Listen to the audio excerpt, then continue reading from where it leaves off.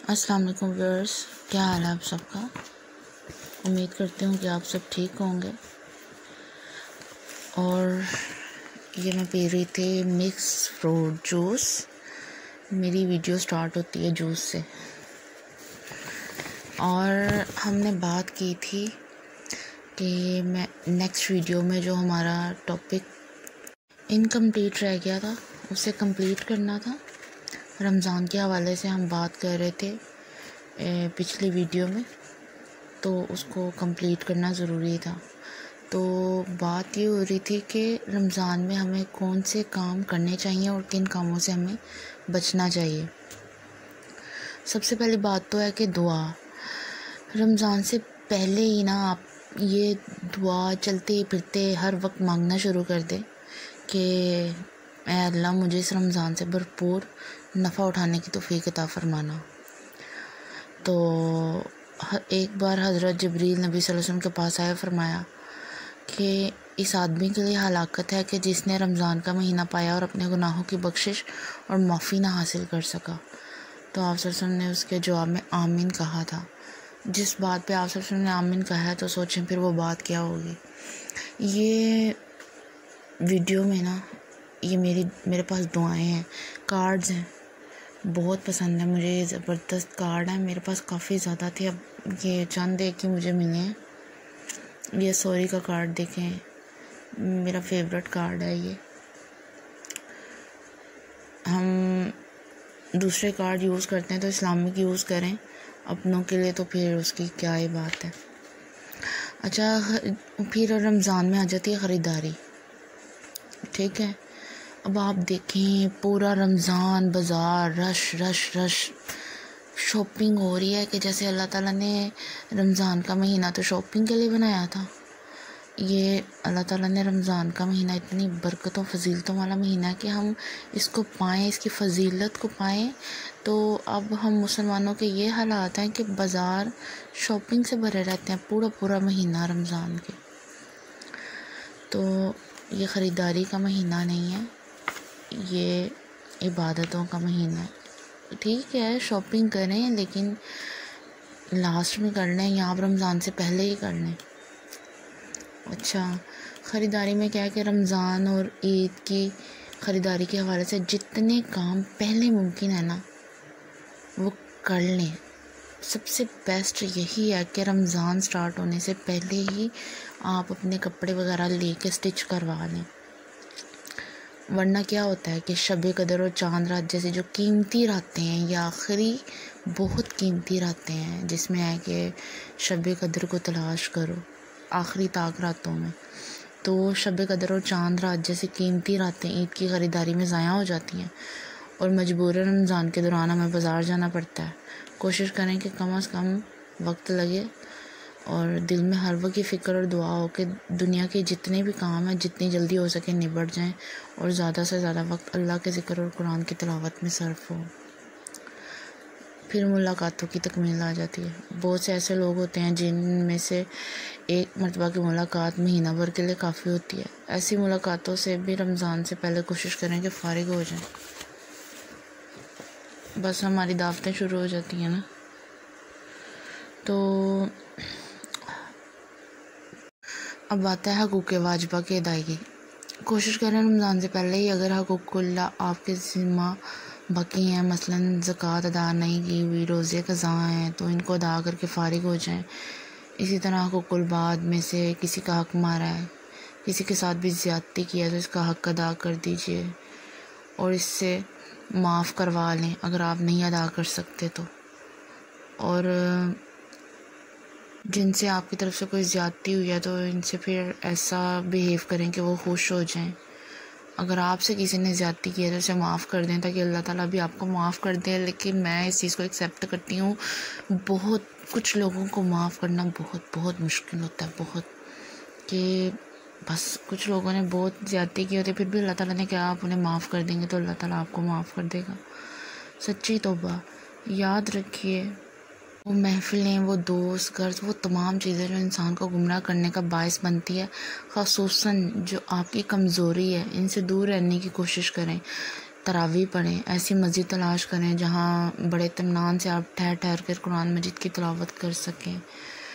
फिर हर मुसलमान को कुरान हकीम कम अज़ कम एक ज़रूर हिफ्ज़ करना चाहिए ताकि वो रमज़ान की रातों में नफल नमाज़ों के तवील क़याम कर सके। होता है ना, तरावियों में कुरान ही तो पढ़ना होता है, लेकिन ज़ाहिर है हमें ज़ुबानी सूरतें याद ही नहीं होती, तो फिर हम पढ़ते ही नहीं हैं, या हम तरावी नमाज को भी सादी नमाज की तरह ही पढ़ लेते हैं।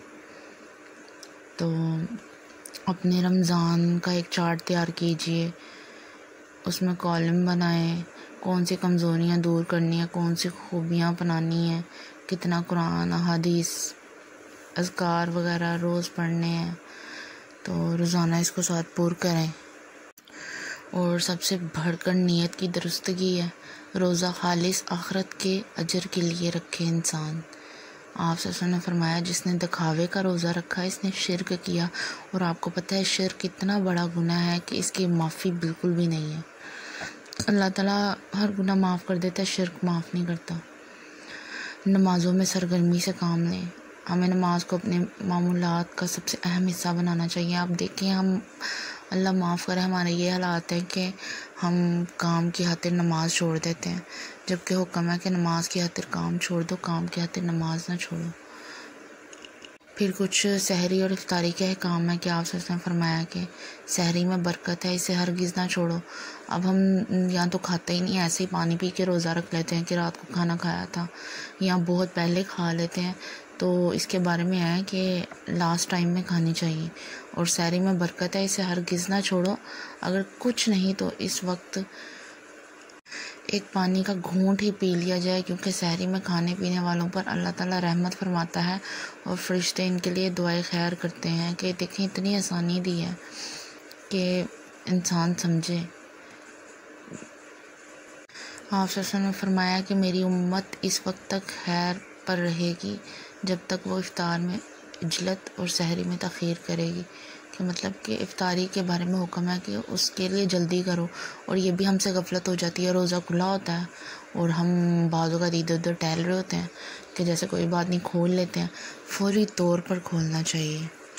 ये देखें, ये है मेरी डायरीज़, 2 डायरीज़ इधर मेरे पास ही पड़ी हुई थी, तो वो मैं चेक कर रही थी। एक तो खाली है, इसके अंदर सिर्फ मैंने वो एक ड्रामा लगता था नामहरम, उसकी पोइट्री लिखी हुई है।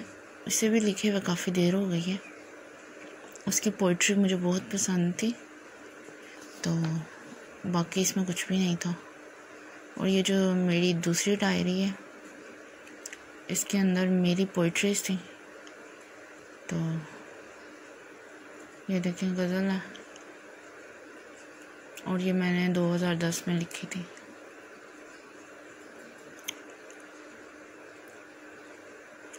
ये देखिए, ये सारी मेरी अपनी पोइट्री हैं, बस एम ही मारी हुई हैं। इतनी भी मुझे पोइट्री की समझ नहीं है। ये भी मेरी है, ये भी 2010 की है, ये भी 10 की है।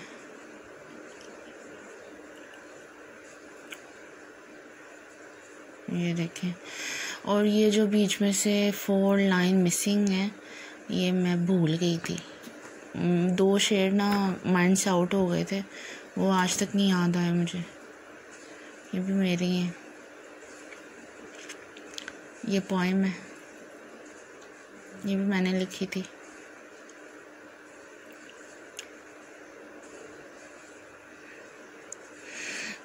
ये सारी वहाँ से स्टार्ट हो रही है पोएम। ये देखें 3 पेजेस की थी।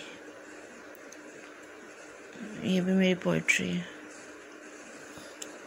अभी लास्ट में मैं आपको अपनी ये गज़ल सुनाऊंगी, तो ये सेकंड लास्ट है, वो भी आपको मैं सुनाऊंगी। तो रमज़ान की अगर फजीलत पे हम बातें करने आए तो बहुत ज़्यादा है, वो वक्त कम पड़ जाता है ना। रमज़ान मुबारक को साल के तमाम महीनों पे फजीलत हासिल है ना, सबसे फजीलत वाला महीना है। जिस तरह रमज़ान मुबारक को दूसरे महीनों के मुकाबले में फजीलत हासिल है, इसी तरह रमज़ान के आखिरी अशरे को पहले 2 अशरों पर फजीलत हासिल है। जब रमज़ान का आखिरी अशरा शुरू होता है तो रसूल सल्लल्लाहु अलैहि वसल्लम कमर कस लेते थे और शब बेदारी फरमाते थे और अपने घर वालों को भी जगा देते थे। इसमें ज़्यादातर लोग इत्तिकाफ़ पे बैठते हैं ये शब कदर को तलाश करने के लिए। आजकल तो लोगों को किसी चीज़ का भी सही तरह से पता नहीं है। इत्तिकाफ़ पे बैठे होते हैं, बाहर भी आ रहे होते हैं, सब अपना चेहरा भी दिखा रहे होते हैं, फिर भी रहे होते हैं। बस सब कुछ दिखावे का नाम का रह गया ना, वो चीज़ ही नहीं रह गई है कि जाग के पूरी पूरी रात शब कदर को तलाश करते थे और नसीब वालों को मिल भी जाती थी। अब तो किसी को मिलती भी नहीं है। तो आसमान फरमाया लैलतुल कदर को रमज़ान के आखिरी अशरे की ताक रातों में तलाश करो। जिसने शब कदर में ईमान और इस्तिसाब के साथ क़याम किया, इसके गुज़िश्ता तमाम गुनाह माफ़ कर दिए जाते हैं। ये कोई आम रात नहीं है कि इसे सोकर गुजार दिया जाए। जो रहमतें और बरकतें खुदा से कर्ब ये एक रात में इंसान हासिल कर लेता है अगर नसीब वाला हो तो। 1000 रातों में भी इंसान वो पा नहीं सकता जो इससे एक रात में भी पा सकता है। ये तकाफ़ रोज़े का असल मकसद दिल, दिमाग, जिस्म, रूह और सबसे बढ़कर खुदा की तरफ मुतवज्जह होना है। तो इसको हासिल करने के लिए रोज़े के साथ इत्तिकाफ़ को भी शामिल किया गया है। इत्तिकाफ़ रोज़ा की तरह लाजिम करार नहीं दिया गया। आई थिंक सो ये सुन्नत में आ जाता है क्योंकि रसूल सल्लल्लाहु अलैहि वसल्लम ने रमज़ान के आखिरी अशरा में इत्तिकाफ़ फरमाते थे। ज़ाहिर जो काम आप सल्लल्लाहु अलैहि वसल्लम ने किए हैं वो हमारे लिए सुन्नत है और करें तो उसका तो बहुत ही सवाब है ना। तो आप सल्लल्लाहु अलैहि वसल्लम वफ़ात तक आपका ये मामूल रहा था कि आखिरी अशरा में इत्तिकाफ़ पे बैठते थे। ये फजर के बाद भी कुछ देर पहले मुझे लग गई थी भूख, तो फिर मैंने ये स्नैक्स वगैरह ले लिए। बेवक्त भूख में तो फिर यही चीज़ें काम आती हैं। फिर मैंने वेफर खाया और बस उससे भूख मिटाई। मेरे कुछ सब्सक्राइबर्स ने कुछ क्वेश्चंस किए थे तो मैंने उनको बताया था कि आप डिस्क्रिप्शन में पढ़ लें।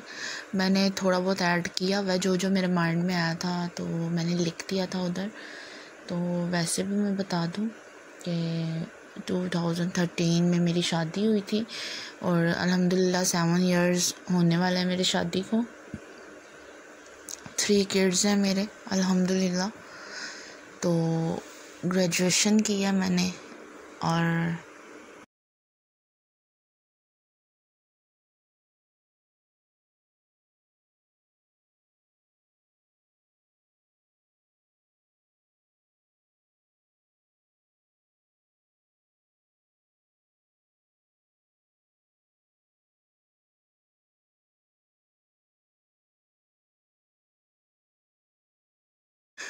MA भी करना था। मैंने एडमिशन भेजा हुआ था, फिर मेरी शादी हो गई।